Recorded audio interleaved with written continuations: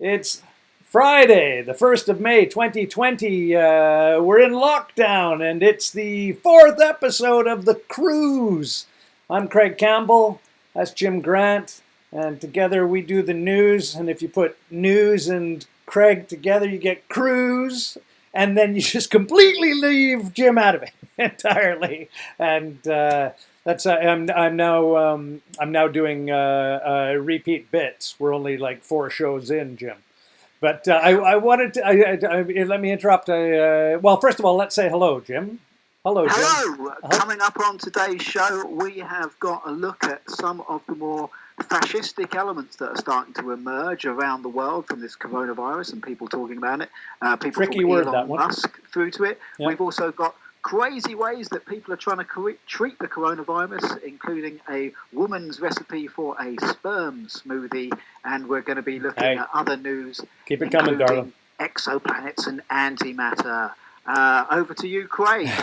I was thinking how I always have this in my head, this odd start to a show that I had as a bit in the sort of preamble of the day leading up to us having our conversations, Jim. And I finally realized why today. It was because the incident that I kept having roll around in my head, because whether it's this conversation we're having or live shows, I don't know if you're the same way in your stand-up, but you'll just sort of have like your conversation rolling through your head all day of how you're going to engage people and I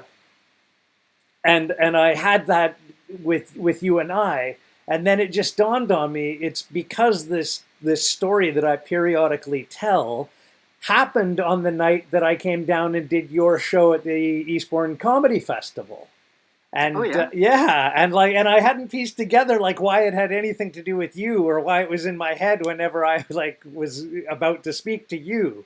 I was just like, it was like getting ready for a show again. And then of course, the fact that we're doing this show made it in some way appropriate at the beginning of a show. But it was basically, I don't know if you remember it, but I'm sure you will, and it's never happened to me before, that when I came down, just as I immediately went on stage, and you know what it's like, anybody who's been on stage at all, whether you karaoke twice at a Pizza Hut or whatever the heck has happened in your life, but people know what stage nerves are like. And when you first get on stage, you just want it to go smoothly. The first bit, you just don't need don't give me no shit early, right?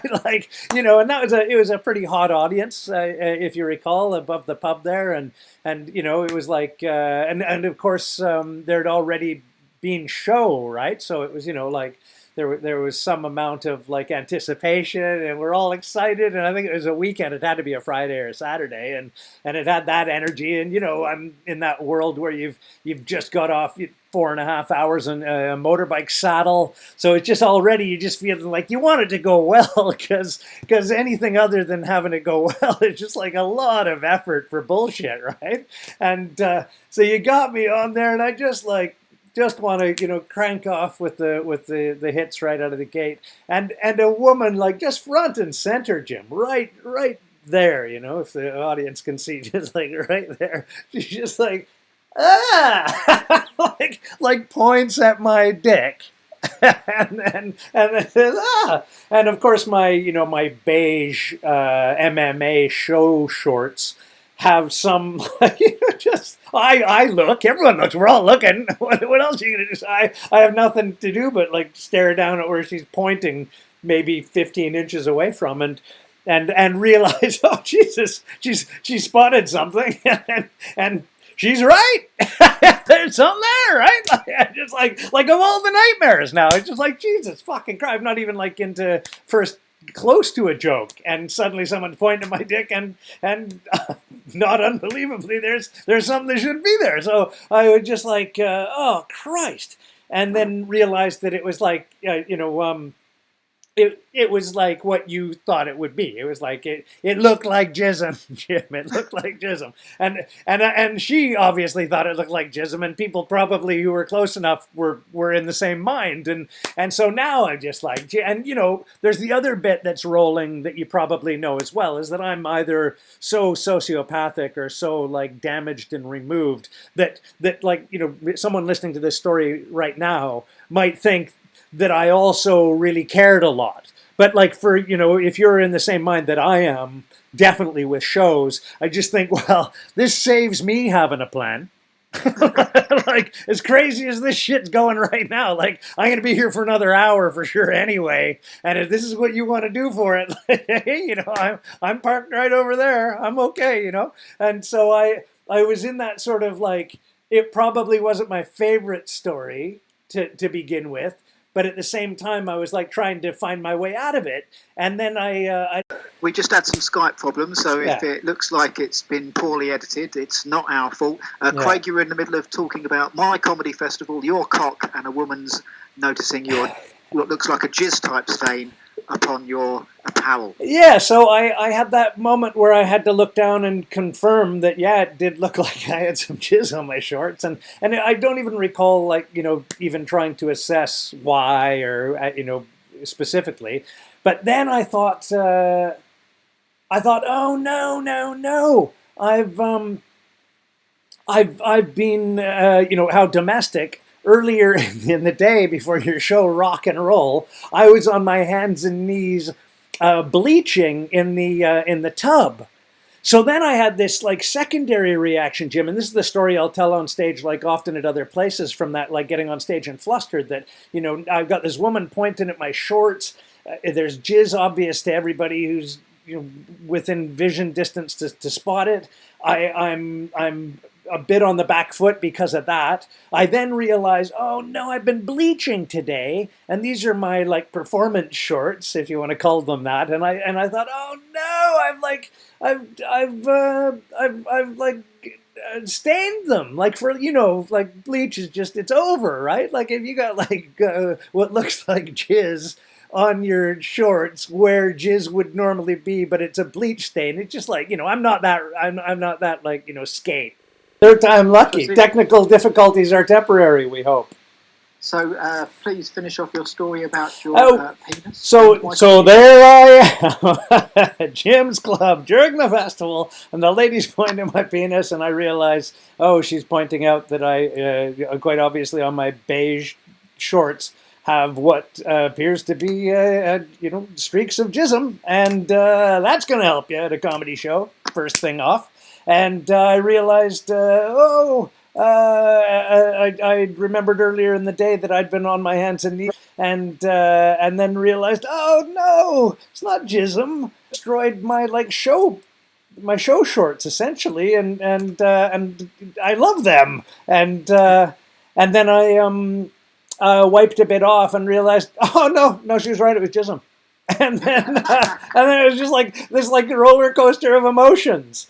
I got through this like hyper embarrassment, and then the realization I've destroyed my show clothes, and then realized I had jizzed earlier. Wicked.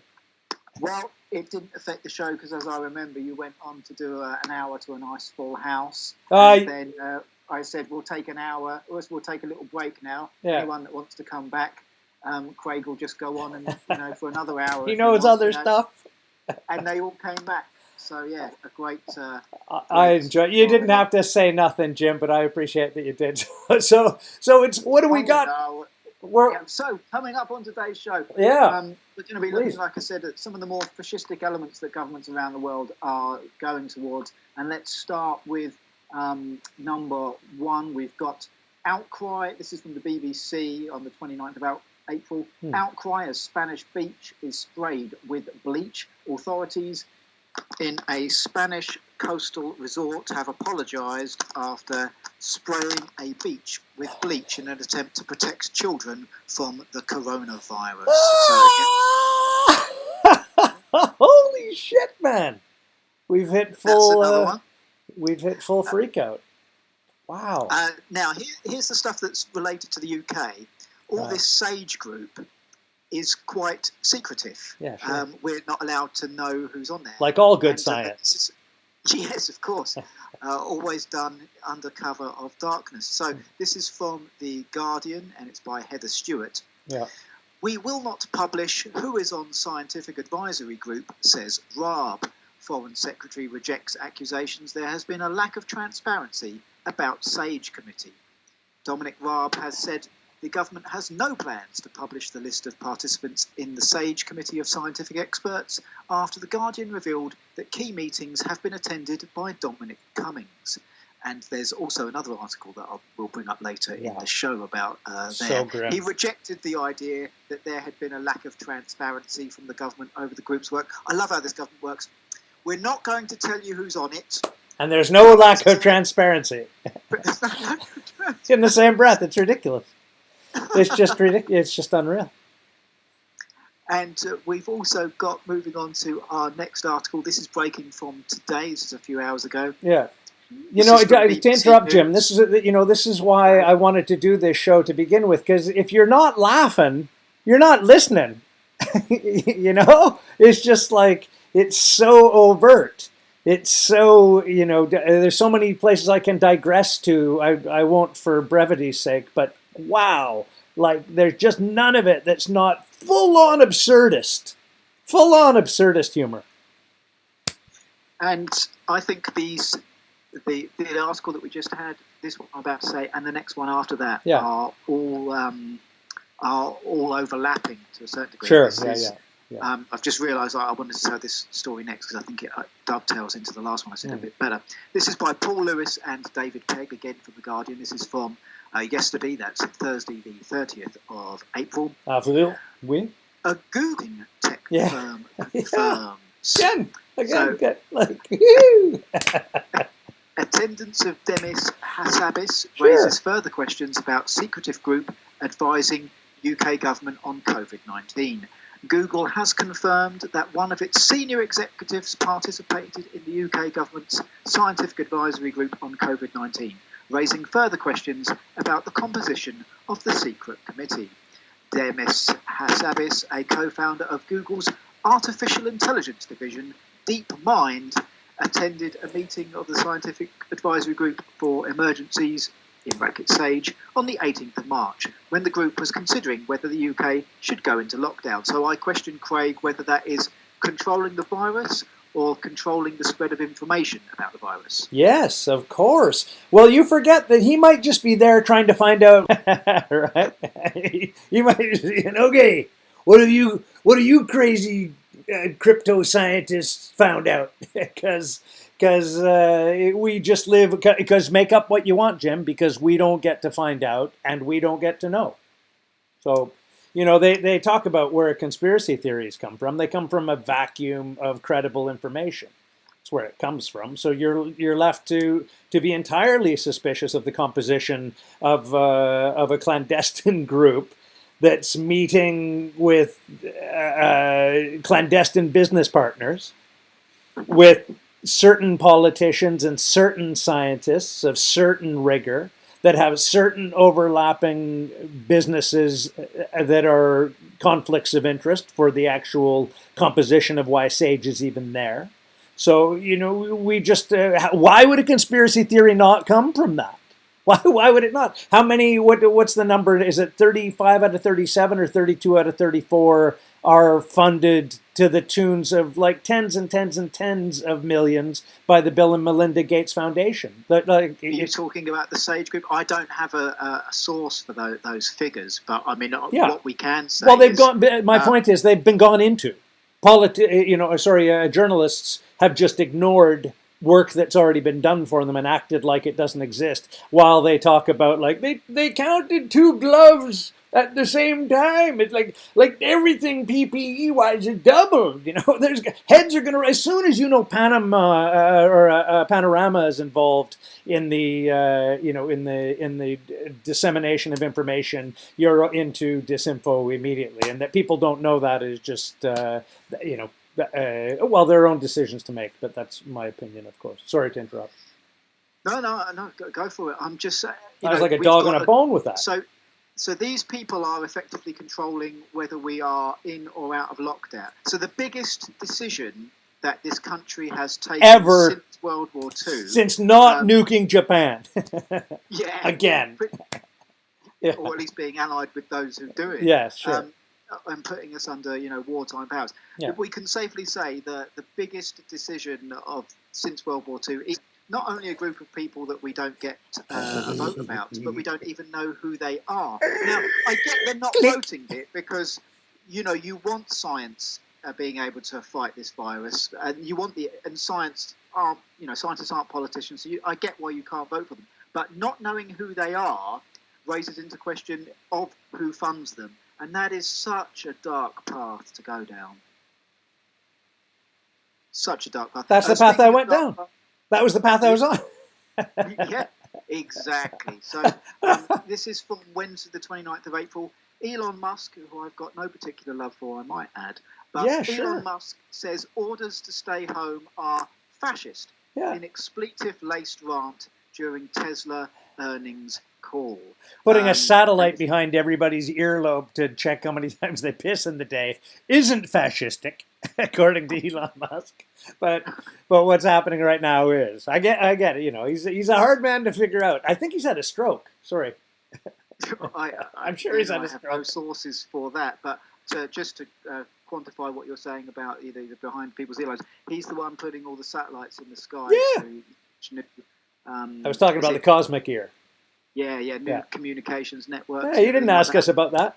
Didn't ask anybody.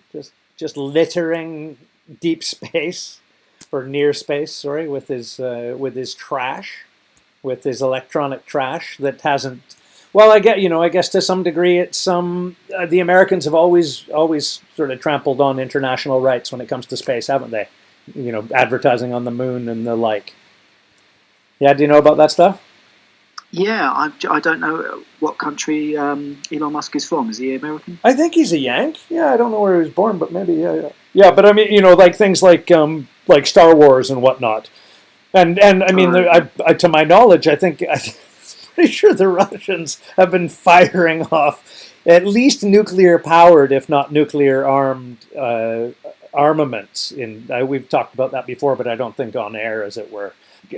Nuclear exhaust fumes in space in our near orbit, because we're just testing nuclear, at least powered, if not armed weapons in space. Didn't ask you, Jim. Didn't ask me. Like they talk about, pollution. How we didn't come together to be at least smart enough as a species to not infect places beyond our own atmosphere. It's just insane, like that there wasn't any reins on that. But yeah. Tesla CEO Elon Musk lashed out at government stay-at-home orders as fascist in an expletive-laced rant on Tesla's Q1 2020 earnings call. Musk called shelter-in-place orders forcibly imprisoning people in their homes against all their constitutional rights. And that's my opinion. Okay, so basically from here on in, it's going to keep jumping in and out, and rather than keep telling you what the problem is, which is obvious, we'll just continuing to rattle through for editing purposes. It may jump in and out from here on in, but we'll just keep going, and rather than bore you with the same details over and over again. That's what's happening. That's what's going to happen. So I was in the middle of Elon Musk. He warned that not being able to resume production at Tesla's Bay Area plant was a serious risk. Bear in mind, Jim, the last time he was in the news, he was calling actual heroes pedophiles in Thailand, right? You don't know about that? You don't remember that? What happened there? When the poor Thai football team was stuck in the cave, and then the rains came down and blocked their exit, and they had a couple of the foremost rescue divers, certainly now in the UK, I believe, who happened to either be in Thailand or half lived there. Hence the pedophile reference, as their age was depictive of somebody who could be interpreted to be that way loosely in Thailand if you were lazy with your thoughts and speech, which Elon Musk seems to be flagrant with for a polymath genius, you might call him in another vein. But he brought his robotic submarine to the site, which would have either got him or whoever decided to get in it killed, aside from being entirely impractical for the size of the entrances that they were having to go through for this this mammoth, unprecedented cave rescue. And the guy who was actually in charge of the dive, which or the rescue, for good reason, because his success rate was phenomenal, and he's a true hero.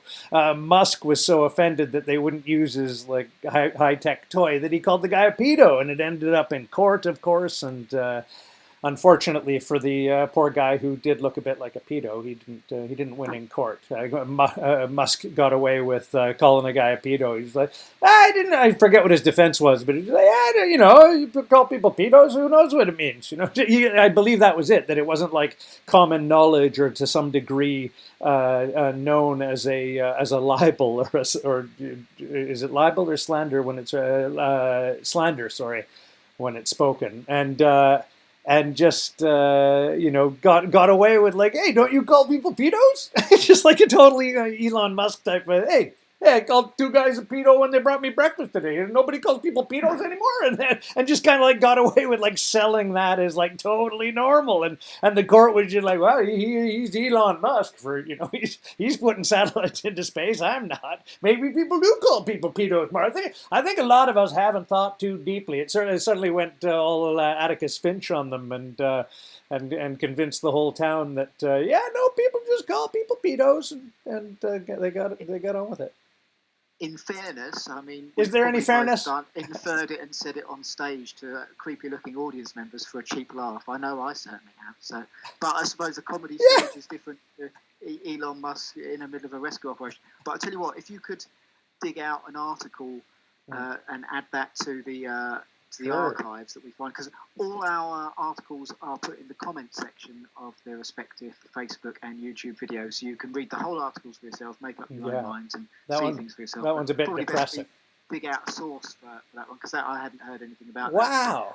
So we're not allowed to leave our houses to discuss ideas, but it's okay because we can discuss ideas on the internet, or at least some of us can. For now. And on what the ideas are. Sure. This is from 2 hours ago. It's from the BBC. David Icke kicked off of Facebook.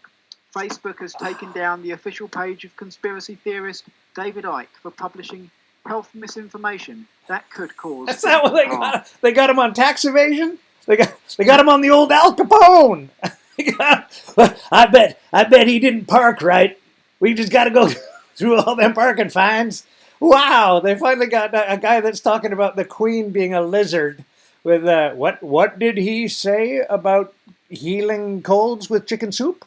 Did I hear that correctly? What the heck? Woo! Take that with you, pal. Cripes. They just couldn't reveal themselves any more or any worse, could they, Jim? It's just incredible. Incredible. Well, Mr. Icke, according to the BBC, has made several false claims about the coronavirus, such as suggesting 5G mobile phone networks are linked to the spread of the virus. I just want to add my 2 cents onto that. So he said he can't talk no more. I do not think 5G is linked to the virus. I don't think that at all. But I'm also aware that there's several testimonies of the 5G experts that said we haven't really done that much study into that. Yeah, so, but to be fair, there's no reason we should know because we ain't been looking. So I would have no problem if the BBC said Mr. Icke has made several unfounded claims, but I don't think it's correct to use the word false because there hasn't been any testing to prove them. Well, exactly. Likewise, there isn't any articles to say he's even in the right, but whether he's right, whether he's wrong, he has the right to say it in a free and fair society for others to make up their own minds. Because I'll say this about Icke, at no point was he one of these people. He actually specifically said, do not attack the phone masts. He is a real pacifist from what the work I've seen. Sure. He's never called for any crimes to be committed in any capacity, and he's called for them not to be.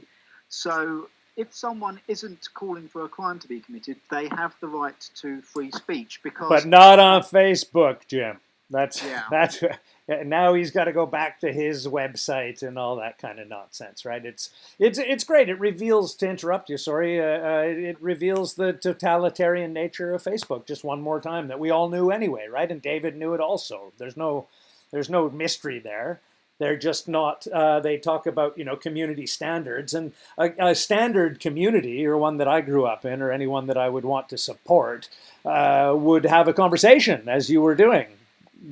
Suggesting a dialogue of explaining where there's an ideological difference with his principles or his suppositions, if Facebook or Google or any official body or assumed to be official body had one. Had a difference of opinion. I saw that today, and I agree with it. That like when you see now the veil on Facebook of like this is disinfo or not believed to be true or whatever. It's like they could just as easily, Jim, start a conversation in the comment box, like, and have a chat with somebody about what their beliefs are. But the idea of just like becoming the arbiter of what truth is, it's ridiculous. They censored the story of Enoch. Like just like what's your counter narrative, right? Like allow people to talk about whatever their fantasies are, whatever their suppositions of biblical or philosophical beliefs or understandings. That trying to make those things, like you and I found out from the last cruise, wasn't it? The Dead Sea Scrolls forgery, right? Like who's right, who's wrong? Like who are you quoting? There's no the idea that they're trying to present themselves as the bedrock of human, what do they call it? The newspaper of record, as it were.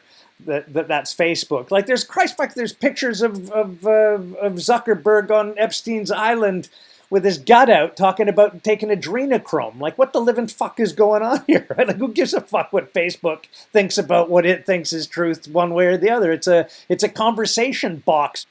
The idea that they've been given status as a publisher in any way, Jim, is it's just absurd. But I could go on about that forever. We'll see you wherever. I see you on BitChute, Dave. Yeah. My thought on that is, I don't know if I've got it on today's archive. If not, I will dig it up for the next show. Right. Or I'll tell you what I'll do is we'll talk about it in the next show if it's not on this one archive. But I'll make certain the link is in the comment section for people to see for themselves. But you know what we were talking about on one of our previous episodes about Facebook banning the New York Post article as fake news. Yeah. They backed down. Did they? They backed down. Did they? Well, they were caught back to rights, though, weren't they? It was like, okay, maybe that isn't fake news then. So that's something we really need to cover because, and we need to sing our praises for that, not to slap ourselves on the back, but to say, this podcast is worth listening to if you want to think for yourself and look at the reality of the world going on around you. Speaking of reality, there's one line here that the BBC goes on. Yeah. In one video, he suggested a Jewish group was behind the virus. Now, let's just look at this. David Icke has put out hundreds of videos.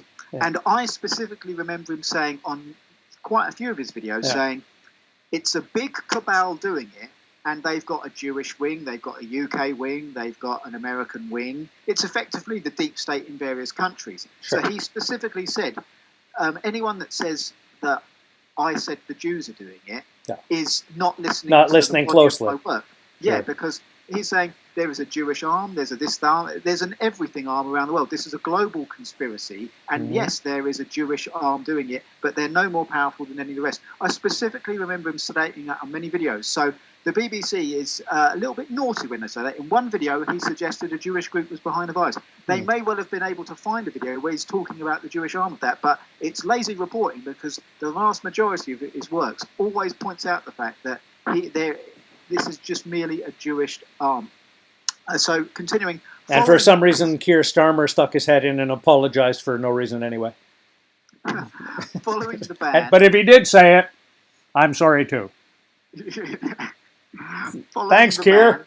Cheers, buddy. His Twitter account posted, fascist Facebook deletes David Icke. The elite are terrified. Facebook said in a statement, "We have removed this page for repeatedly violating our policies on harmful misinformation." Now, my point is always this about censorship. About maybe 15 years ago now, there was the BNP won some council seats in the UK, and I said jokes about it, how worried I was concerned about that, because they were a racist group, and I don't like racism. You're not a big fan of racism, huh? Yeah. It's always funny that you have to state that, like, when you don't like people because of the color of their skin. I don't like that. Just like, oh, great, really? Who do you normally hang out with that you have to qualify the conversation like that? Just like, Jesus. Okay, thanks. Cheers. So, it's incredible. So when they were asking to, because they won the council seats, they were then entitled to a seat on BBC Question Time. Yeah. And this must have been in the era of the beginning of social media, because I remember it being a little bit of a debate. Is this when they ambushed Nick Griffin? I can't remember. All I remember was there was a bit of debate saying, and it must have been the very early days of Facebook, and they were saying, some people were saying, great, he shouldn't be allowed on Facebook at all. And I was saying to these people, this was the early days, because I used to actually get involved in debates on Facebook, and now I have no interest in it whatsoever. You used to do that? Yeah, I did. You silly. I know. All those years lost. It's ridiculous. Yes.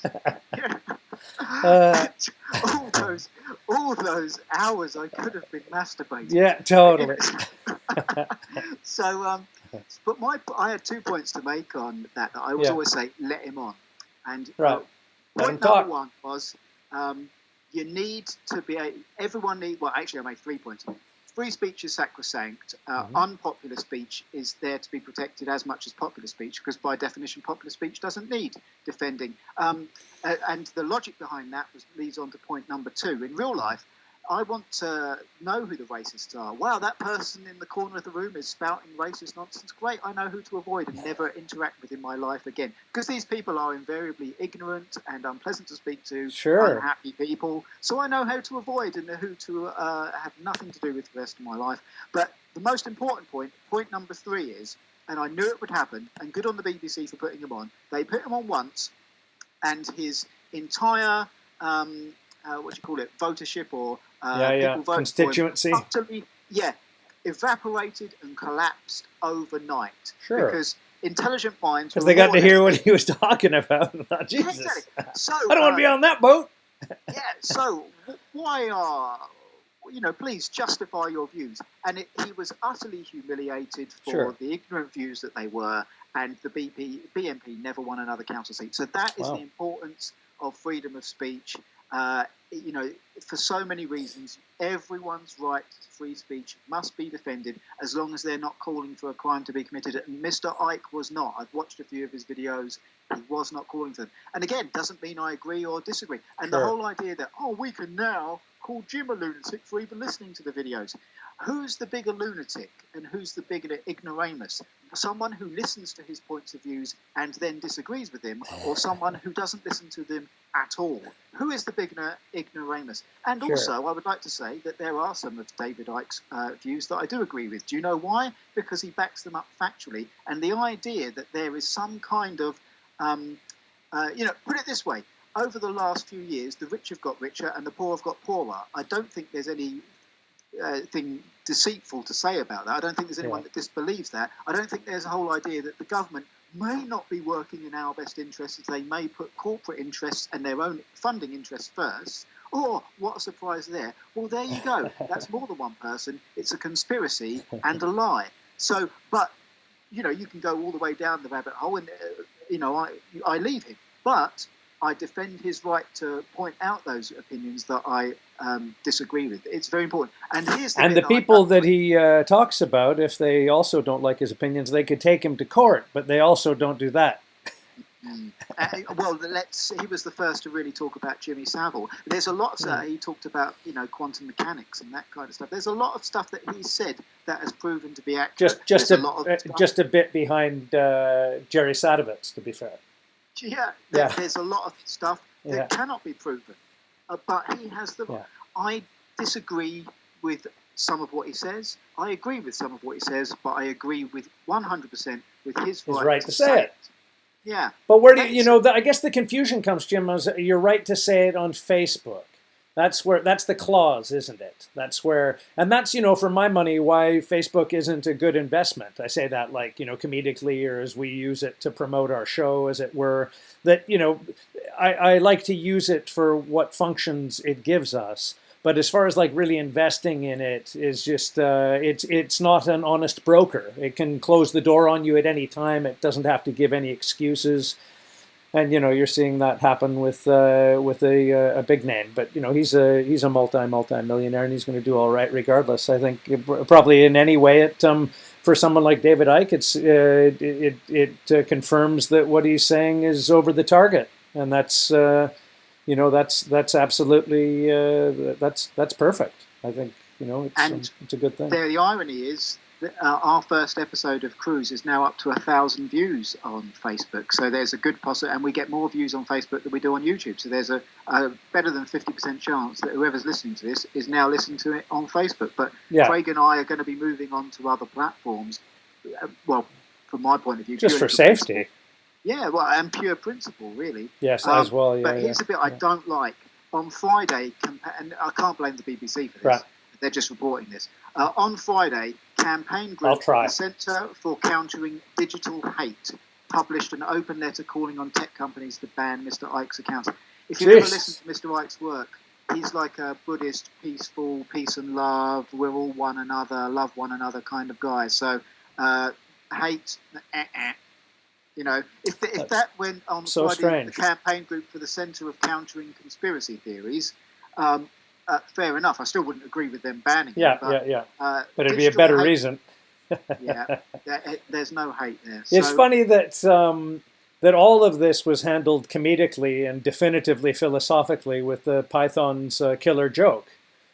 That's like, if there's information that just can't be seen because it's so inflammatory, it's so catastrophic for the society at large that it just can't be disseminated, that you're back into absurdity territory again. You're just waiting for that the killer joke. You can only read it in segments. If you read it all at one time, you're gonna go die laughing. And it's that absurd, isn't it? That you would you'd find that more relevant than any the argument against free speech is just it stops the evolution of thought. It's even more insipid, I think, in the PC world, as has been discussed, that when you start to police yourself and you're not saying your own thoughts for fear of offending others, then it's worse. It's like how many cameras they need to put up against how many cameras you think they put up. It's just already like, this whole, if you want to call it lockdown or the new normal, Jim, are you enjoying the new normal? That we're in this new normal of not having normalcy. That's what the new normal is, that you're interpreting it as new, rather than it actually having changed at all, which is it's only changing because we're being told it is, and then we're initiating that we think it is, and then it's changed. But that's why, a big flashpoint that happened today or yesterday, was in the State House in Michigan, you must have seen, where all those armed protesters came in and finally burst into the State House and were squared off with the state troopers or whatever they were, the courthouse guards, and there's a lot of, white noise on the internet of like, they arrest those terrorists, they're no different than the Taliban, and all that kind of mentalness. But for me, it's a celebration of freedom. It's a celebration of of citizenry having the same or equal rights of opinion and comment and presentation of arms as the state itself does, in terms of the police with the pistols on their hips or National Guardsmen in the street with their guns. There's something that's very leveling about that. When you see armed police or armed military in the streets of countries that have no weaponry, it's far more sinister. And for me, I'm counting on the balance of power in America being between people who are also able to assert their own rights and freedoms in a way that has equality to its potential oppressor or its potential authoritarian state. It's just this whole clamor, and it's all part of for me, it's all part of the like gun grab that exists and is now going on in Canada as well with the latest shooting that we've had there. That it's politics designed to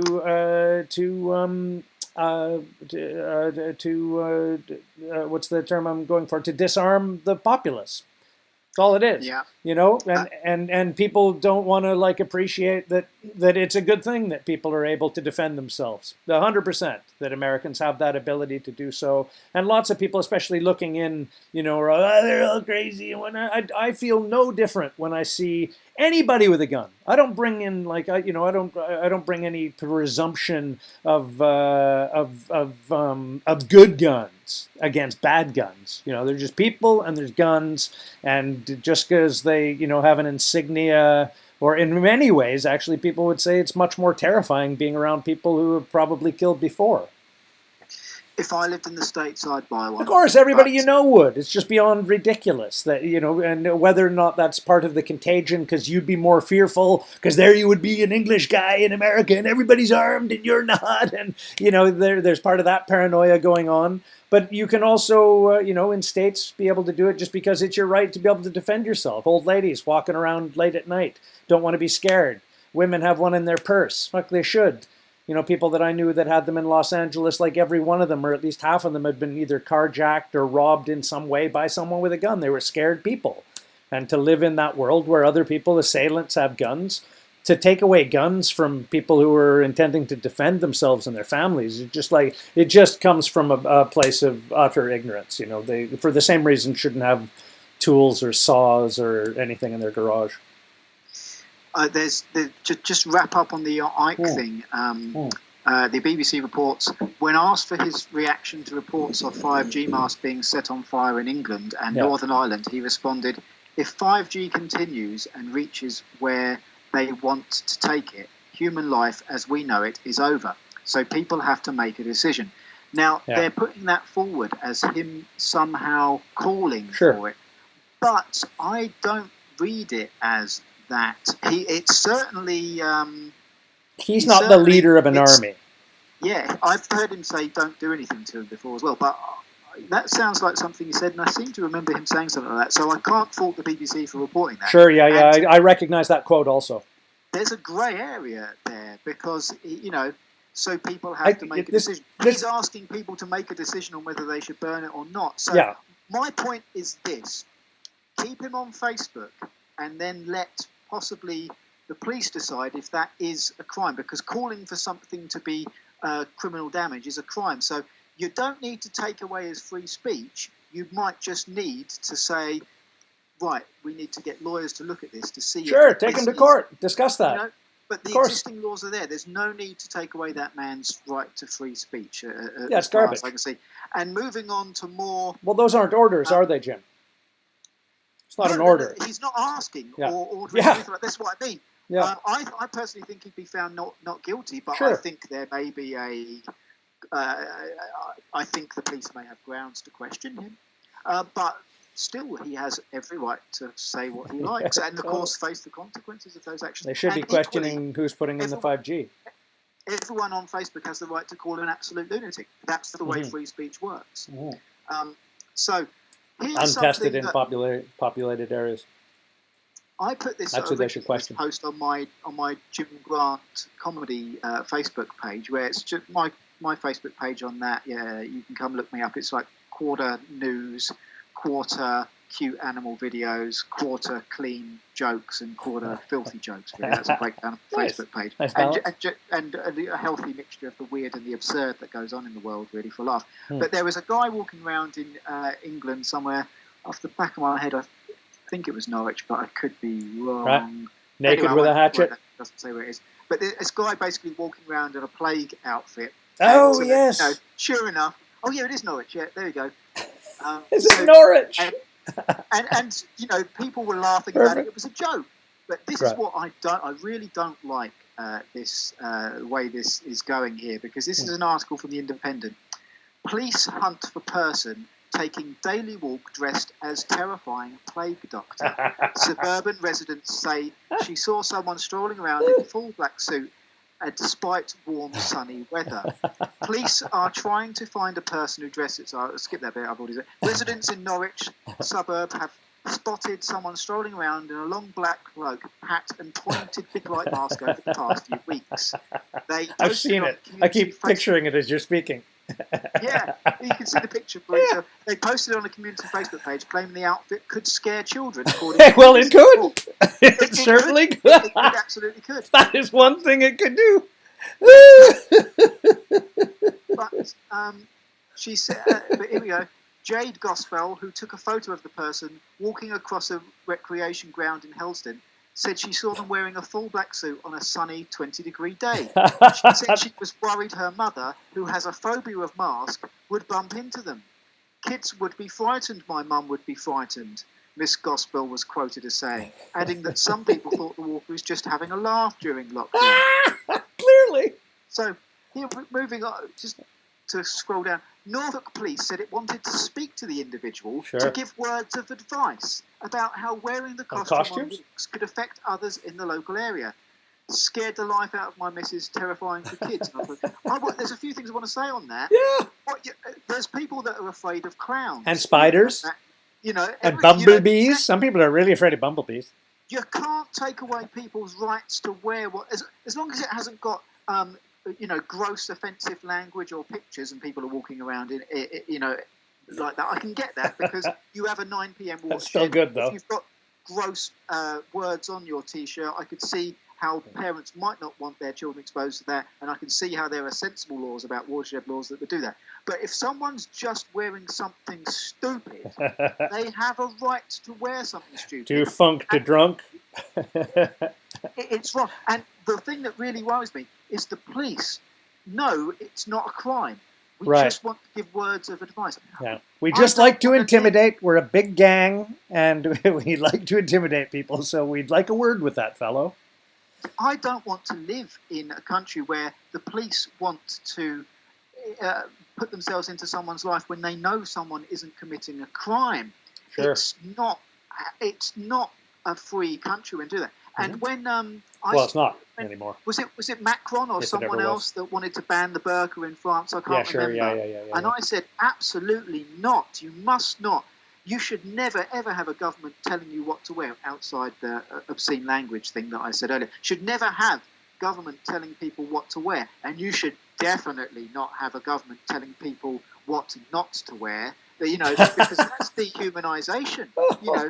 When the police come along, strip off, we can't have you wearing that in public. That is what they do to people before they put into prison. That is dehumanising behaviour. Sure. That is a psychological... Well, that's where we are. No. The police's job in this country is to deal with crime, not to deal with people's dress sense. Yeah. Completely and utterly wrong. I'm very sorry that person's mother might be scared of it, but, control your emotions. Don't control what others say. Control your emotions. Don't control what other people wear. I'm a libertarian. If you're not harming someone else, if you're not harming their property or stealing someone else, with a few little subcategories of that, so I agree with the seatbelt laws, for example, even though a libertarian could argue that's a pre-crime. I agree. I agree with the non-offensive use of language going out in public because there could be children and stuff like that. I agree with the watershed on television because parents might not want their children exposed to issues or words or anything like that. Sure. With those little common sense, little caveats to libertarianism, you can't, this guy should be allowed to dress like that if he wants. I get that people will find it scary, but their emotional reaction is not cause for the police to get involved if that person is not doing a crime. And it concerns me that they think... That's where we're at. That's where we're at. That's the country you live in now, Jim. That's it. Yeah. That's what it's become. It's terrifying that the police even have time to even consider to even be talking to the newspaper about possibly talking to a guy who's decided to wear a costume that some people might be scared of. It's just when you think of prioritizing police time and resources, it's ridiculous. But that's we live in a state of ridiculousness. That's what it is. Yeah, it concerns me about that. And going back to just blowing our own trumpets again. Yeah, probably get on it. How you start the show about the stain on your trousers. But on podcast episode 2, way back then, evidence that this was man-made. Well, here we are.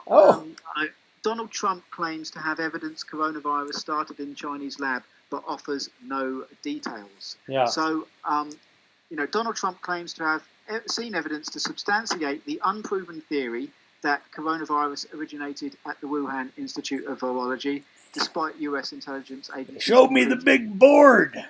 Yeah. Give me a look at the big board, sir. Man-made or genetically modified. So, anyone that wants to know more about that, go and look at our second podcast. You can find our podcast on Cruz, Craig Campbell, Jim Grant on YouTube, and just stick in Cruz on Facebook, and you can see all the links in the comment section. We've got loads of them. We've got off the top of my head, we've got the Nobel Prize winning guy going, yeah, it's 100% man-made, but that's all in the podcast too. The French dude, yeah.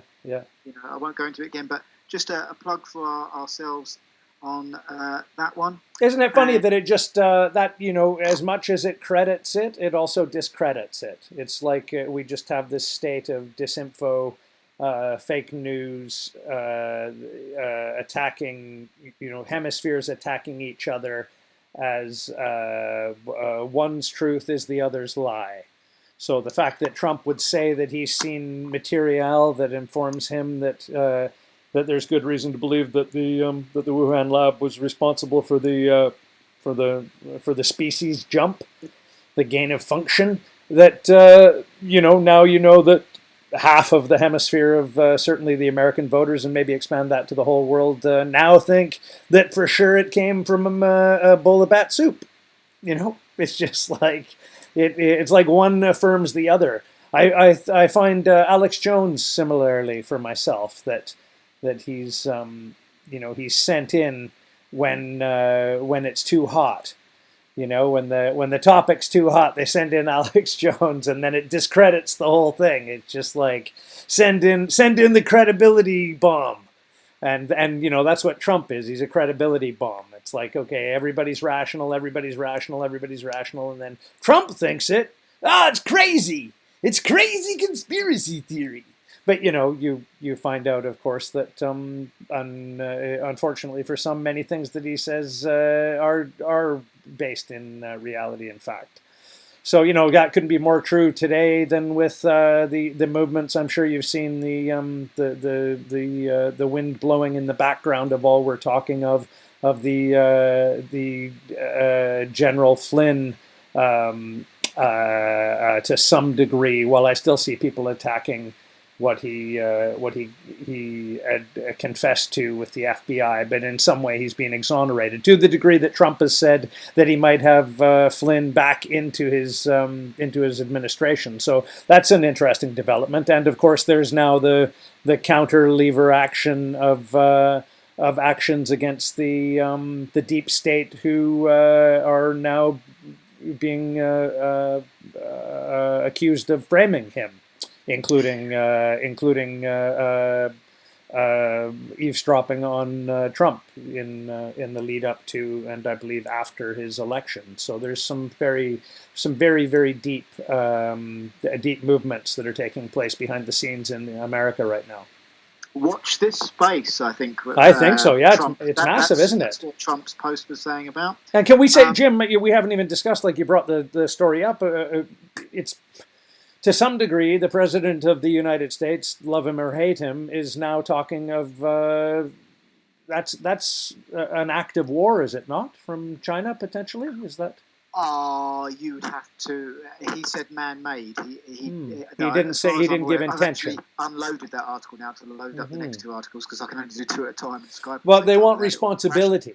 They're asking for responsibility from the Chinese, potential reparations, I believe. Whether it's man-made or not, I think act of war falls under deliberate release. Negligence comes under accidental release. Whoopsies! You know what I mean? We destroyed your 15 biggest cities with thermonuclear weapons. Whoopsies! Accident. Was that you in the night? Woo! Christ. So we have got here. We've got a Wall Street Journal article by Andrew Bogan on the 17th of April.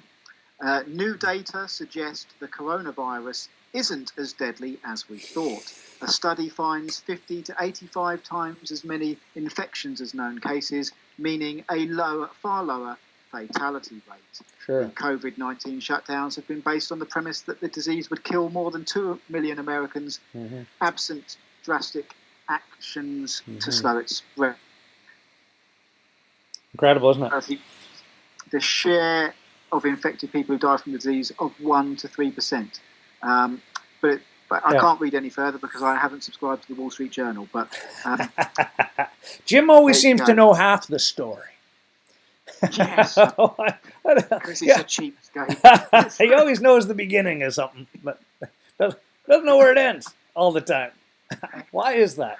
Subscriptions. So this one, bless the Guardian, they don't require a subscription. No, they shake the cup at the end. Wanted to make on, just wanted to put on one point. Well, you're here. You're here. Clinky, clinky. Yeah, what's that? on the Ike thing, before we go any further, the comment section was switched off. Oh. On the BBC article, a lot of mainstream media now has that's you mentioned the Guardian. That's one of the main reasons why I rarely read what they do, because they took away their comment sections and put a begging bowl.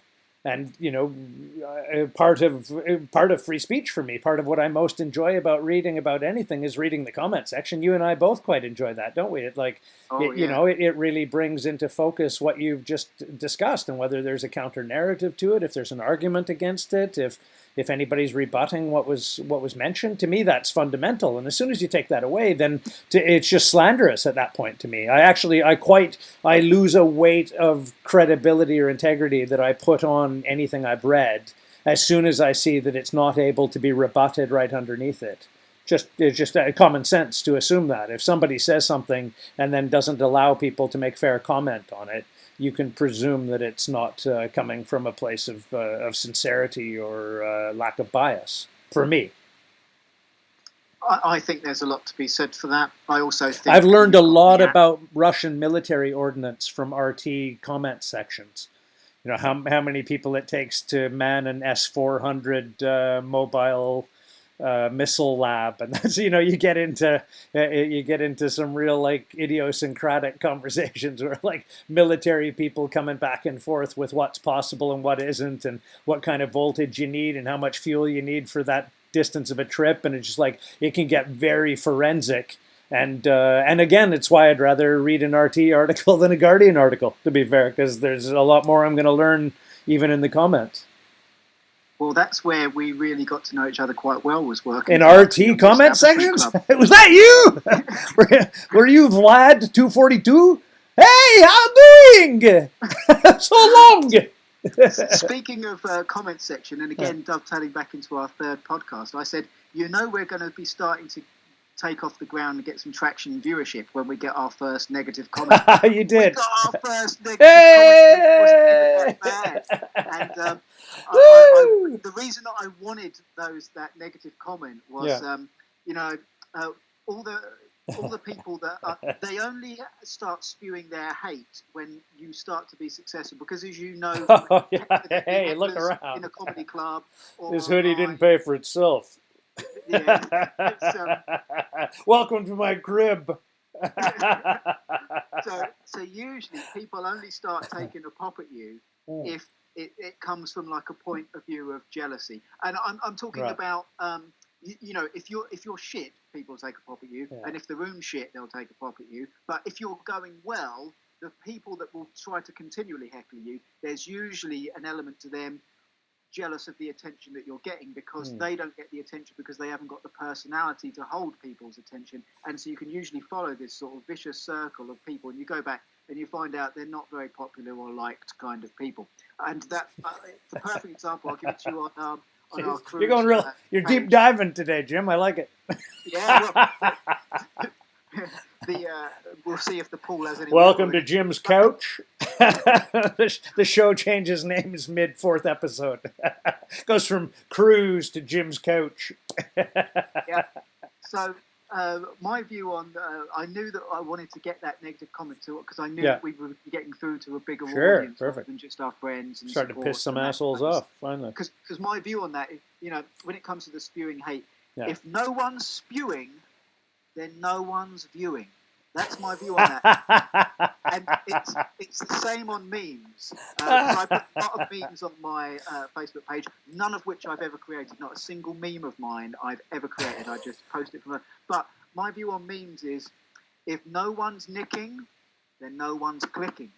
So your talents are wasted outside of the bumper sticker trade.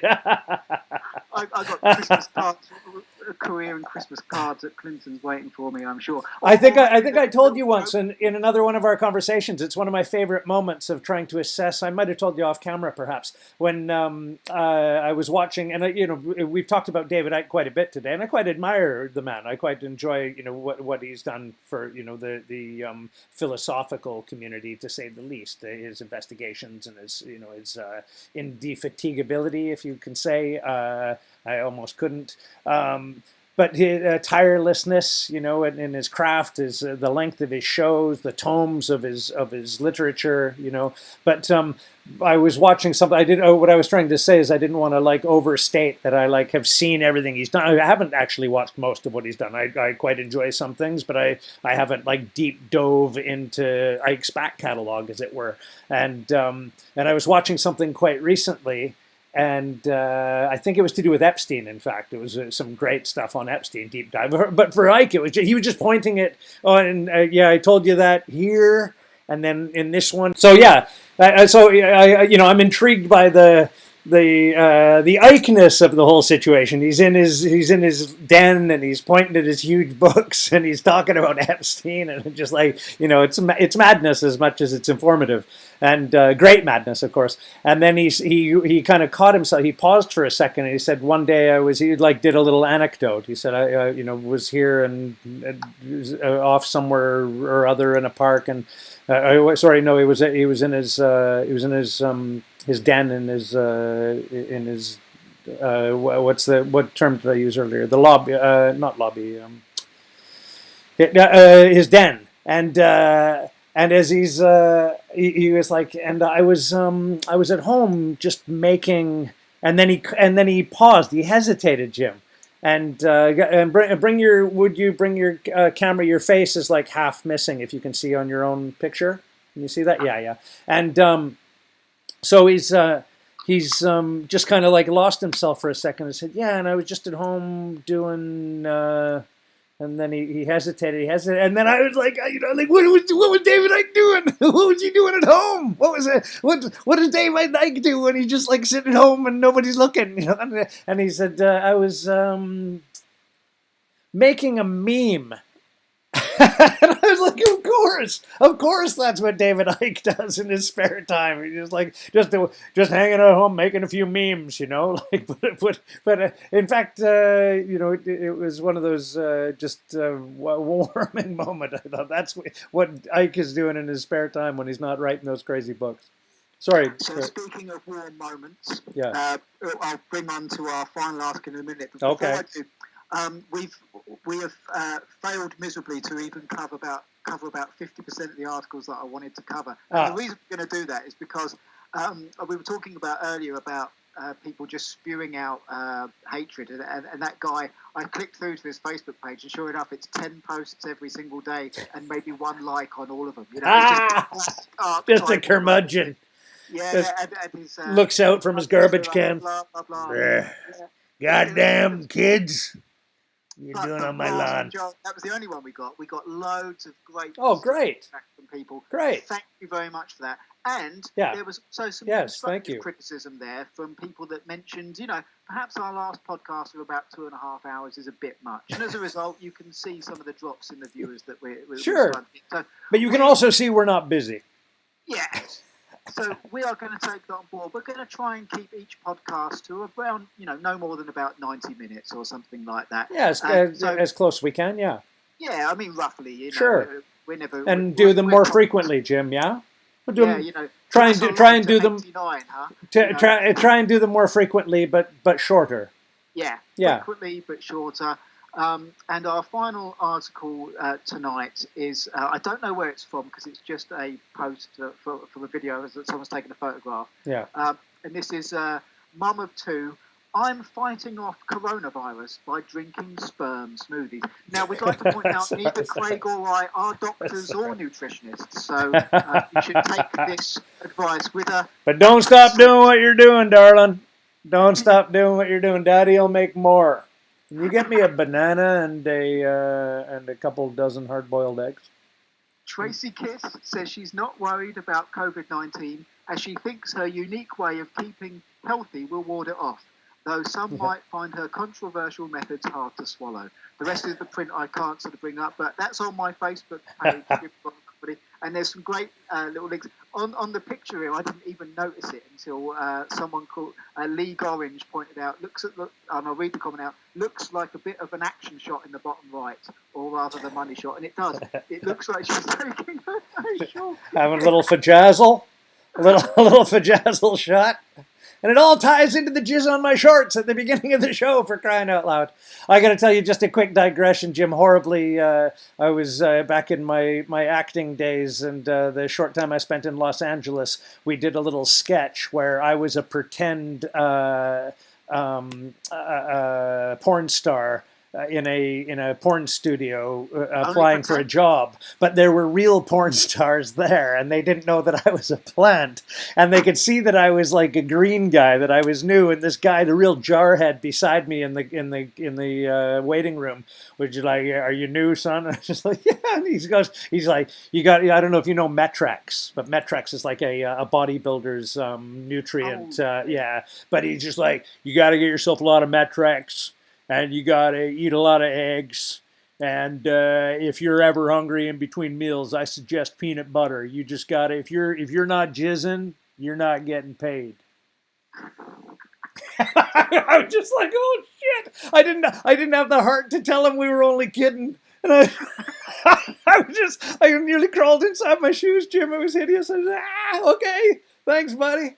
But I've never forgot that. Just so if that, I hope that lady fighting her coronavirus has a good setup of eggs and peanut butter and Metrex for her boyfriend there, or her husband. But fill her up. And if she has a sister, you can check us out at Cruise. A little on the face, a little in the blender. A little on the face, a little in the blender. There you go, sure. One for you, one for me. Well, that's got to be the show for today. Thank you so much for tuning in. Thanks for clicking play. Good whatever time you've decided to watch this. Yeah. Don't forget Cruise, Craig Campbell, Jim Grant on YouTube. Please subscribe or like our page on Facebook. Please do to get more of our podcast. All the articles that we've talked about today are put in the comment section. Yeah. And a big thank you. Any closing comments, Mr. Campbell? No, none in the slightest. Just we're going to do them a bit tighter as best we can. We both like to talk, but we also like to talk to you. So I hope you enjoy that time with us. And, people who don't like the long shows so much, you can always just turn it off. You can turn it off as well, but we're going to try and do them in more bite-sized chunks because we enjoy talking to each other, and there's so much information coming in so regularly that we'll try and keep them tighter and do them more regularly, and see you as soon as we can. Thanks for coming back to Cruise.